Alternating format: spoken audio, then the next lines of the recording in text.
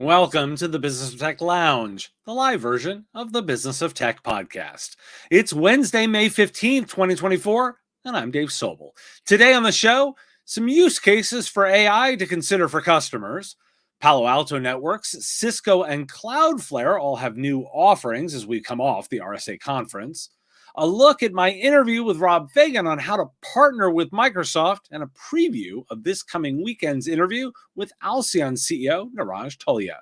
Plus, your comments and questions. I want to thank Sales Builder, our Patreon sponsor, whose support makes this show possible. Focus on your IT sales workflow with the power of automation and visit them at salesbuilder.com. That's BUILDR.com. Want to get your logo here? Vendors, you can do so with our vendor Patreon program. It's a simple monthly subscription, and visit patreon.com/MSP Radio to sign up. I can't do this show without support, and thanks again to Sales Builder for theirs. Now, I take questions and comments throughout the show, so make sure to put them in chat.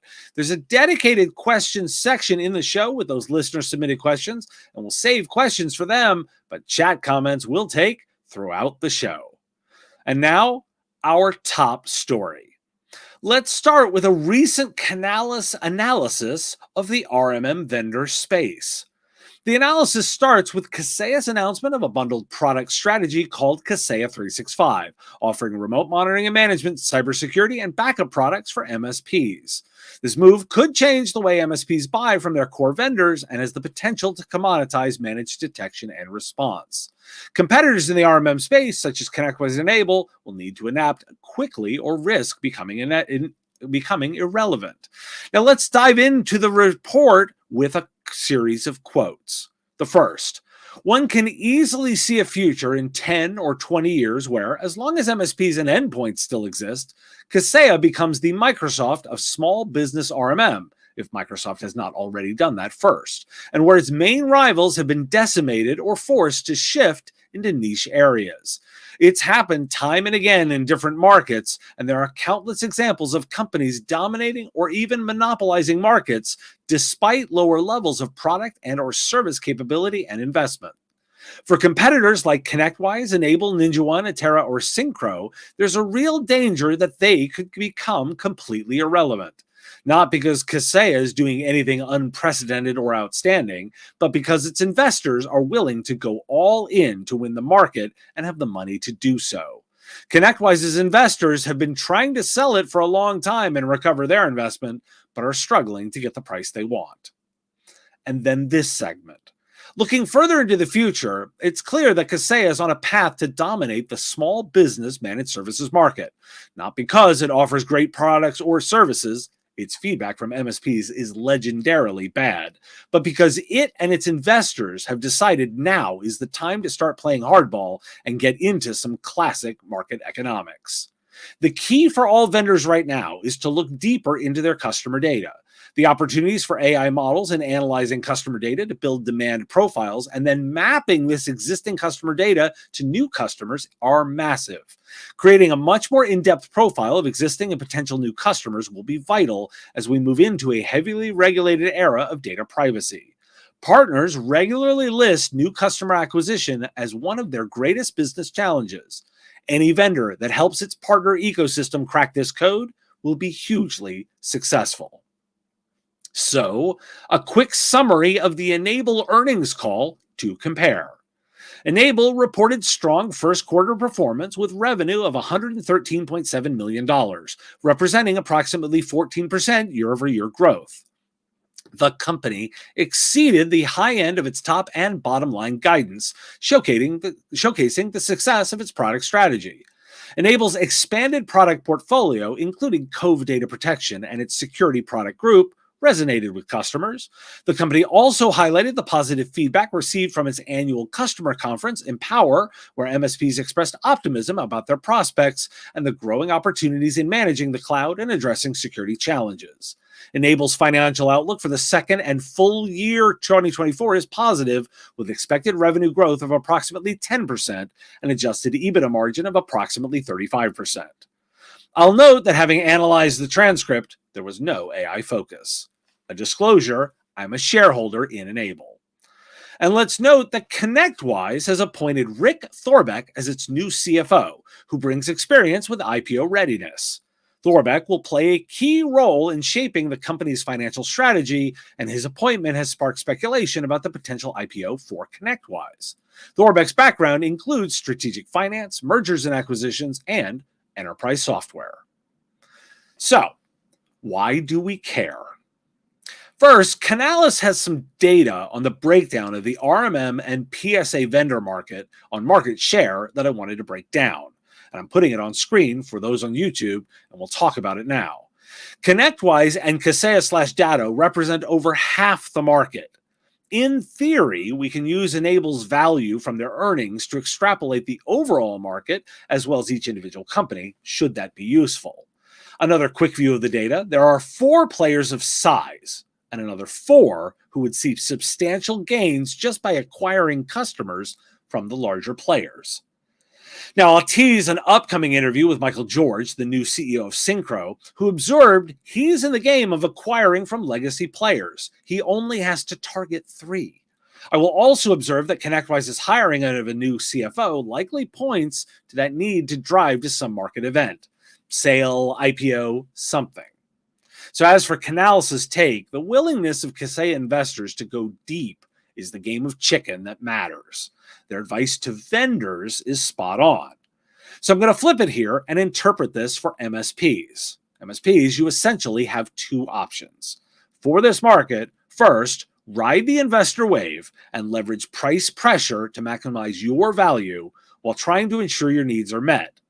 Or vote with your dollars and know that you're gambling that smaller players can be disruptive to drive to the end state, and you will likely pay more now. It's up to you. So what do you think? Are you encouraged by these moves or wary? I'd certainly like to hear from you in the comments. And you got a question or a comment live, put it in the chat if you're watching us right as we stream. Now, I got a couple of stories I want to cover to talk some AI use cases. First, Sam's Club is using AI technology to combat shoplifting by analyzing photos of customers' carts and verifying them against their receipts as they exit the store. This solution has significantly reduced the time it takes to exit the store and improved customer experience. It's an example of how AI is being deployed in big organizations to improve efficiency and reduce costs. As AI evolves, it's expected to benefit smaller businesses as well in the coming years. And the New York Times dove into how airlines are utilizing AI to improve the flying experience. Tools like Connection Saver help airlines wait for delayed passengers, while AI systems assist in planning efficient flight routes, saving fuel and time. Smart gating technology optimizes gate assignments, reducing the taxiing time. AI is also enhancing customer service by providing specific and timely information to passengers. And despite some limitations, the industry is expecting to be revolutionized by AI in the coming years. So, why do we care?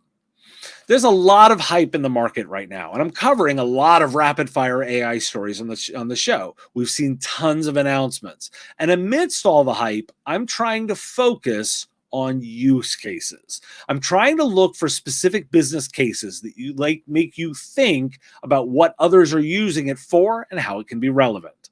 But the theme we keep seeing is data management. That's the bit that really keeps mattering. And I keep focusing on how data management is working.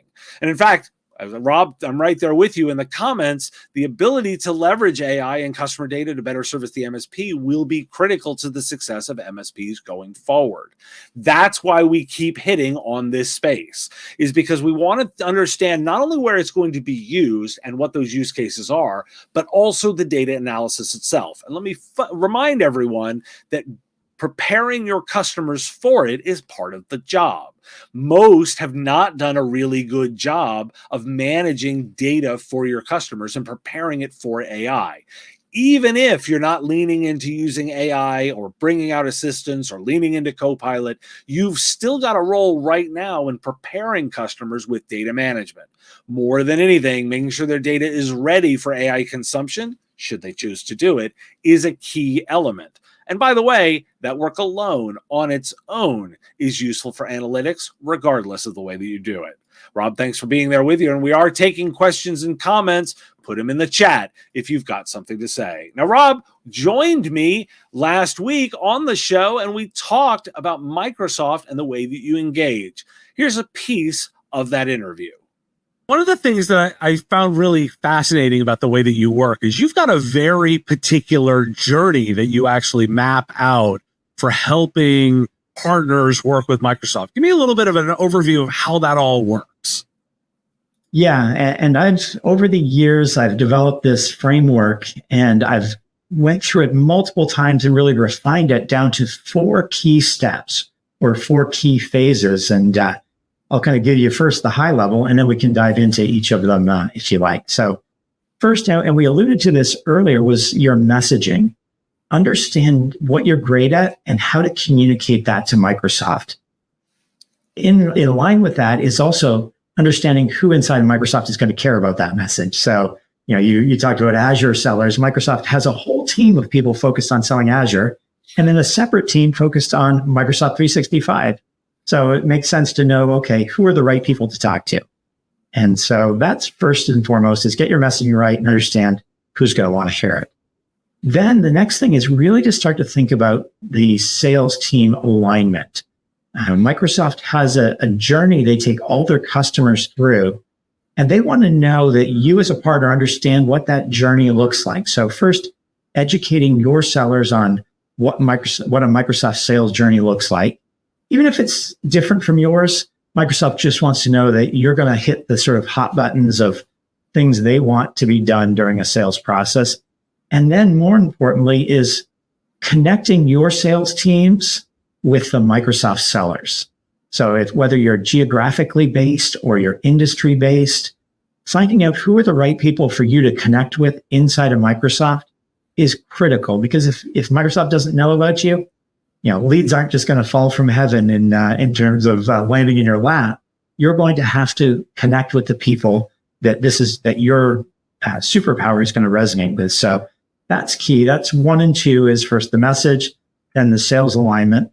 The third component, and I think one that people underestimate, is Partner Center. So Microsoft does a ton of work, or has done a ton of work in Partner Center to make it much more partner friendly, to allow us as partners to access more programs, more dollars, more funding to get designation. So they've done a lot of this inside of Partner Center now. So it's a much more robust and sort of center for us as partners to build our practice and to ensure that Microsoft knows who we are, what we do, how our certifications are laid out, and what certifications we have.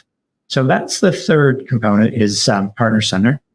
And then finally, there's an overarching program now called the Microsoft AI Cloud Partner Program, which is absolute mouthful. AI Cloud Partner Program covers all the different types of partners. So managed services providers, independent software vendors, systems integrators, distributors. They're all under that program or that umbrella. And it allows you to access different resources, including funding, including dollars. So really understanding that. And so that's the 4 key components of working with Microsoft in my mind. Get your message right, get the salespeople that you want. So what I really love about the conversation with Rob was his systematic approach to managing with Microsoft. And in fact, we talk a lot about vendor management in this space all the time. And one of the offerings that you can offer to your customers is the idea of managing customers and helping them with their vendor management piece. But you too, as a solution provider, have got to embrace how you're doing the management and how you're managing your relationship with vendors. And think about the fact that you have so many to manage. A typical solution provider is managing anywhere from 10 to 40 different vendor relationships at any given time. And likely, Microsoft is among the most important that you have to do. So being systematic about it is a really key element to success. Now, the good news is most managed services providers are really good at systems. So applying a system to an organization that is good at systems, this should be a match made in heaven. It's why I liked Rob's approach an awful lot, and I wanted to highlight that. So I would really encourage you, if you missed the interview on the weekend, to go back, dig into that, because Rob walks through a number of different strategies of the way that you can engage, what's successful, what in particular Microsoft is looking for in how they work with you, how you get attention, and thus how you can be successful with them ongoing. It was really a great experience to have him on the show, and I want to encourage you to dive in further into that interview to learn more. So we are continuing to take questions. Remember, you can submit them anytime in the chat window, or submit it for next week if you're watching the recording, sending it to question@mspradio.com. Now, next up, I want to cover 3 quick stories coming out of the RSA conference. Palo Alto Networks has introduced 3 powered copilots: Strata Copilot, Prisma Cloud Copilot, and Cortex Copilot, that leverage generative AI and high-precision cybersecurity technologies to assist security analysts in identifying and mitigating threats more efficiently. These copilots, integrated into Palo Alto Networks' flagship security platforms, offer guided automation, actionable insights, and natural language interfaces. The company envisions these copilots evolving into learning assistants that enhance capabilities with each interaction, aiming to provide faster and more accurate knowledge and insights for those security teams. Cisco has introduced AI-powered tools to enhance its App Dynamics on-premises solution, providing improved application observability and security for self-hosted environments. The new features include anomaly detection, root cause analysis, application security, and SAP monitoring. These enhancements enable faster performance issue detection, proactive security measures, and optimal application performance. Cisco also offers App Dynamics Flex licensing for a transition to SaaS-based models, and extends observability solutions to AWS and Azure. The virtual appliance for Cisco App Dynamics on-premises will be available this month, with further enhancements planned for Q3 2024. Cloudflare announces Cloudflare for Unified Risk Posture, a suite of risk management solutions that streamline the process of identifying, evaluating, and managing cyber threats. The suite, powered by Cloudflare's Security Suite and partnerships with leading endpoint and identity management providers, allows customers to gain a comprehensive view of cyber risks and effectively remediate them from a single platform. Cloudflare for Unified Risk Posture simplifies the journey to locking down risk by customizing policies based on unique risk scores, providing a holistic view of the threat landscape and enabling global control. So why do we care? There was a ton of buzz coming out from last week, and every vendor wanted to have their stake in it. What I'm noticing is more and more of these AI tools that are doing that co-pilot role, that are joining with administrators to provide better insights and ideally help them simplify the management. In fact, on today's regular show, I'm going to be talking about stuff coming out of Red Hat, which will be dropping at 5 p.m. today, where they too are embracing this trend. That's the piece that I'm looking for. I'm not necessarily looking for new solutions. I'm looking for existing providers to enhance what they're doing. And I think that's the most interesting trend that we're seeing, is this infusion of intelligence into products that didn't previously have it. That's what we're looking for. And I want to hear more from you about what you think. Put those questions in chat. We're going to start taking questions here in a moment. I really do love taking them. If you bring questions live, you'll get a live response. Of course, you can always submit them ahead of time, but Q&A gets you a chance to get involved with the show. So let's take our first submitted question. We hired an engineer to achieve compliance with a major client's standards. However, a senior contact at the client's company seems to personally dislike the engineer, leading to unresponsive behavior on tickets and negative reviews. How should an engineer handle a senior contact at a client's company who is challenging and negatively impacts job performance and satisfaction? Oh, this is a really good one, because it speaks to the value of management. So what I'm going to say is, first off, you want the engineer to let management get involved. And in particular, this is important to show support to that engineer in the field. And you're going to emphasize to the engineer not taking it personally. Understanding that oftentimes there's more to the situation than we know about. And in fact, the grace that we can give for most customers who are reacting badly will go a long way toward building that value.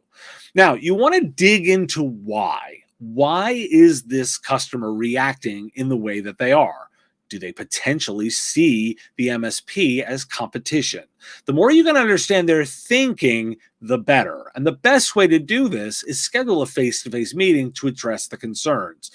Even if they seem ridiculous, sitting down with the customer as management, both supporting your engineer to make sure that you are empowering them to be successful, but also probing the customer to find out what's going on. Address each of the individual concerns, even the ridiculous ones, to make sure that you are showing the emphasis and empathy to the customer to make sure you get there. Now, draw a line, a zero tolerance for abuse. That's not allowed. We cannot have clients abusing our engineers. But the more you can invest in a face-to-face meeting to walk the customer through so you can address all of the concerns, then working them through to find solutions, the better you will do. Now, make sure that you are supporting your staff member by being involved from a management perspective. I'm looking to the chat window. If you've got any last minute questions, make sure to throw them in. Of course, you can always submit them ahead of time, and you can send them at question@mspradio.com. I do love having the interactions and taking the comments live, so feel free to continue to throw them into the chat window.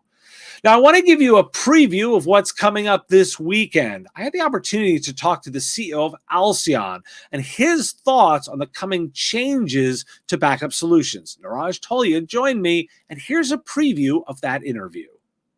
One of the things I keep talking about on the show all the time is all of the various approaches that around AI and what we're seeing. And obviously, that's everyone's buzz. But what I think is interesting is that there's lots of different approaches about making AI specific to our audience of IT services companies and MSPs, and how we translate that into what users do.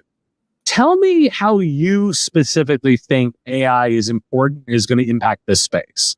Sure. So, my vision about AI is in particular for the channel for MSPs has always been the same over the last few years that we've been doing this. But, when I rewind the clock a year ago, I think there was some concern in the channel. Is AI going to replace us? Is AI going to impact our business, etc.? I'm glad that's on the way.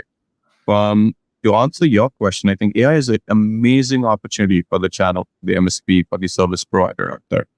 Right? Because way we look at it, the modern MSPs, what they're trying to say is, how do I replace my legacy tools with AI-enabled tools so that I can do a better job and focus on the things that I really care about, which is my end customers, right? My professional services, their digital transformation. Because AI, it is giving me new features, but it's taking away operational toil from me.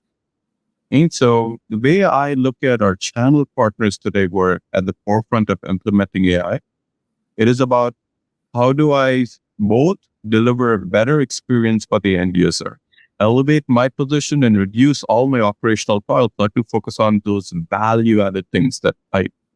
And that is a consistent message we've been hearing over and over again. Now, I'm really excited for you to get into this interview, and it drops this weekend, so you'll get a chance to listen to it. We'll answer next week the why do we care on this show. Now, a reminder for listeners, my Patreon supporters already have this video, and you can get all my interview content as a supporter early. Visit patreon.com/MSP Radio and sign up now. That interview is already available. I want to thank Sales Builder, our Patreon sponsor, whose support makes this show possible. Focus on your IT sales workflow with the power of automation and visit them at salesbuilder.com. That's BUILDR.com. And vendors, you too can get your name mentioned on the live show. It's a simple monthly subscription. Visit patreon.com/MSP Radio for more. And listeners, thank you for your support. And here's the best ways you can help me out. First, like, share, and follow on your favorite platforms. Or if you're so inclined, support directly on Patreon with our Give What You Want model. You set what you think the content is worth. And if you have a question and are listening to the recording, send it in at question@mspradio.com. Next week, this show is on Wednesday, so catch us live on Wednesday, 3 p.m. Eastern. Thanks for joining me for the Business of Tech Lounge, and I will see you next time.